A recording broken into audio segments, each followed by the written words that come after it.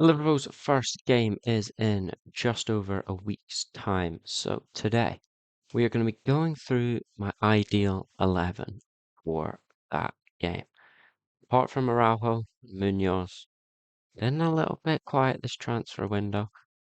I would imagine Barcola will come in. I would imagine Gakpo will leave. I like to think Mbai will come in. And I think if the two PSG wingers come in, our attack will be pretty sorted for this season. I think we're still a little light in defence. I'd maybe propose one more signing. However, I wouldn't hate just waiting it out. And then if in January we are still thinking, Jesus, we've got a lot of players injured here, then we maybe bring someone in. And then in midfield, I think we need a signing. Whether it's, I won't spoil who I've got in, but there's a few names that you could go for. However, starting with the goalkeeper, pretty self-explanatory. I think Alisson will start against Newcastle in a week's time. Back to Van Dijk will be one of them.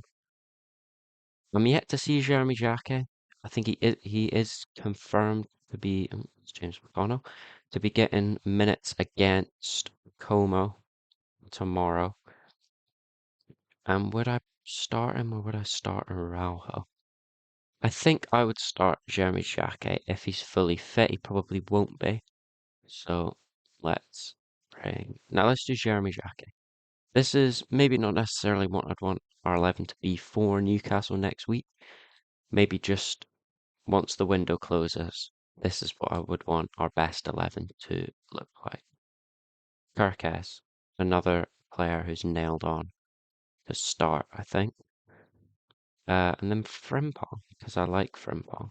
And also, unless you play Araujo there, your options are limited. Midfield's where it starts to get interesting. I'll start in the 10 with Wirtz. Think again, pretty nailed on starter.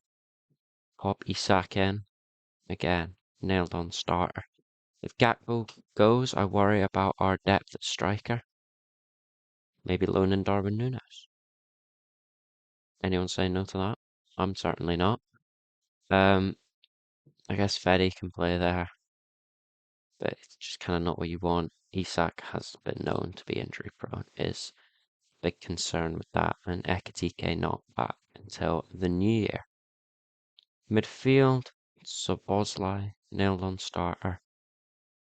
And then I feel like this is the blueprint, and you need a 6, 2 wingers. Although I'd be happy with one winger. Actually, I wouldn't. I want 2 wingers. These two. I don't think Mbai would start. Barcola is the first of the signings that I'm bringing in. I think it's pretty nailed on to happen. Luis Enrique was saying today, if a player's not showing up with a smile on his face, something needs to change. What they've signed, Micah Goetz, Ferran Torres, not Yan Diamonde, they didn't sign him, but they've already brought in 2 wingers. So I think pretty nailed on that Barcola is going to leave, and I'd imagine the fee would be between 100 and 115 million pounds. Now's where it starts to get interesting. These are my candidates to come in. I think it's important that they're a homegrown player. I think Alex Scott is the safest option. However, he's not a 6, he's an 8. And I just don't know how you just need. The market is so low these days for a true number 6, someone who's just going to sit back, not maybe join the attack as much, and just chill, like Fabinho did for a number of years.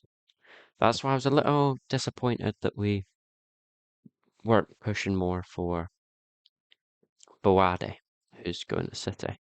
But then again, I don't think we're in a financial position to compete with City for that signing.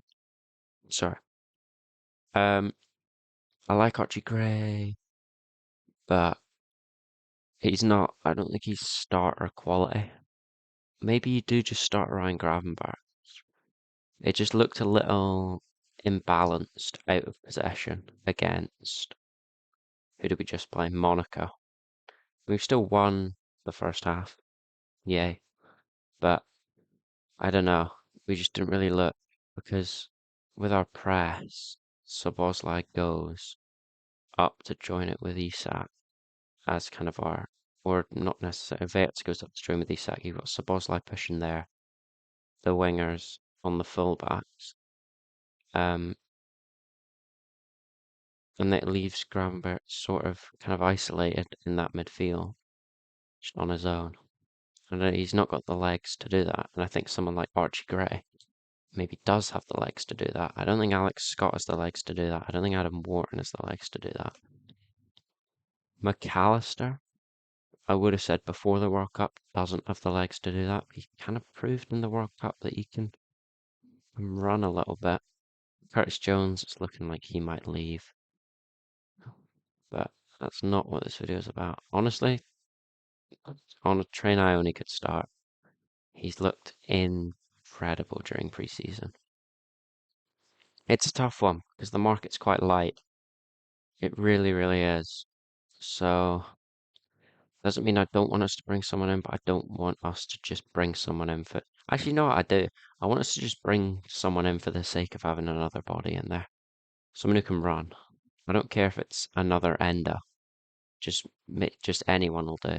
But ideally, Archie Gray or Alex Scott or Adam Wharton. Maybe not Alex Scott actually. But yeah, Archie Gray, Adam Wharton are the two who I would be in favour of, and Archie Gray can cover centre back, right back, left back as well. But I wouldn't start any of them. I think I'm going to stick with Ryan Gravenberch, but I would not be surprised if that doesn't work after a few weeks and we end up turning to a different route. I need to have a think about another midfielder because it feels like every name that comes out of my mouth is an 8 rather than a 6. And they like to kind of be involved going forward and stuff. Maybe that's not Adam Wharton. Maybe fuck it, Adam Wharton. He's been one of my favourite players in the league since he joined, even from watching him at Blackburn. Maybe he doesn't have the physical presence.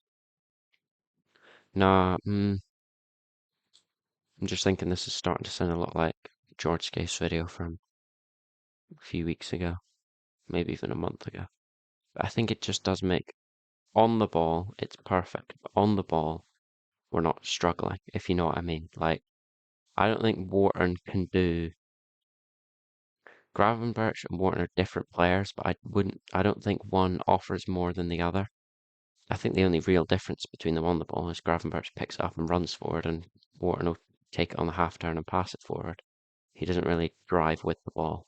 And maybe that's better in terms of positionally off the ball. He's just going to pass it. He's not going to get caught up here. And he's going to maybe help stop the counter attack a little more. But in terms of a physical presence, a tackler, I don't think that's Adam Wharton. But I am going to keep him there, I think. I could be swayed. So get involved in the comments if you want to sway me. But last but not least, over on the right hand side,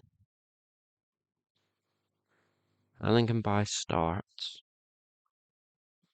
I think it might have to be Engamoa, you know. As much as I don't really like him over on that right hand side, I think he thrives a lot better on the left. And systematically, I love that word. It works better with him on the left, but I think that'll do nicely. Does that team win you the league? Maybe. Maybe. If you go through it position by position, you've got one of the best goalkeepers of the last decade, maybe the best goalkeeper of the last decade, the best centre half of the last decade, provided he's still got the legs this season. Our player of the season last year, someone who can run for days, is probably worth 100 million. You know, set piece specialist, long shots, one of the best midfielders in the league, maybe top 5. Is that ridiculous? Maybe. Definitely top 10. £120 million midfielder and £130 million striker, who's previously scored 20 plus goals in the Prem. Invincible with Leverkusen. Struggled to find his feet the first year. We know he's one of the most talented players in the league. 100 million plus midfielder who looks to suit the system, goal scorer, quick, direct. Around 100 million midfielder, proven in the league. Left back, knows the system. You know, he's had a good back into last year. One of the top 5 left backs in the league. Maybe. I think he'll have a big season anyway, my opinion. One of the best young centre backs, you know, brought in for upwards of 60 million quid. And if not, you've got former Barcelona captain. One of the best young wingers in the league, probably the best under 18 attacker in the league. And Jeremy Frimpong as well. No, Invincible Leverkusen. Rough start. Maybe a bounce back. If not, you've got a man who locked up Vinicius Jr. and Mbappe. And it was light work for him. And if not, who knows? March Gray. But no, I like this team. If I just throw a couple players in there for depth, just make sure I can find everyone. I'll just do everyone and then a backup for them as well. Munoz, Mbai, Archie Gray, Gravenberg, Chiesa. Maybe we do need a striker. And then Bradley. But he's injured as well. So Joe Gomez is injured as well. Curtis Jones is leaving. Okay, we don't really have a backup, right? I'll just do that. Forgot about McAllister. That's good. That second team is still decent. It's not amazing, but it's alright. I like it. And then injuries aside, you've got Ekatike, Bradley, Bastatic. Oh, I love Nione. Nione and Bastatic. Oh, if Bastatic gets back to full fitness, I've got high hopes for him. And then Nione, I think, could be even better. And I miss Curtis Jones, you know. But Inter Milan are putting together a decent team. I mean, if I'm being honest, I would have liked Jed Spence and Curtis Jones to be Liverpool players come next season, but it's looking like they're both going to be Inter Milan players. So I just remove Alex Scott there. That is a good team. I feel like with that squad for this season, we can definitely get top 4. We can maybe challenge, maybe a bit of a stretch. And then next year, it really gives us something to build on. Because, you know, next season, you've got the likes of Ekatike, Bradley back. You just need, I think the big thing next season is replacing Van Dijk. And whether we've done that with Leone and Xhaka, you never know. We'll have to wait and see. But I'm hopeful for the season. I'm really excited for our first game next week. It has been too long since we had Premier League football. But anyway, guys, did enjoy. As usual, like and subscribe, and I will see you guys in the next one.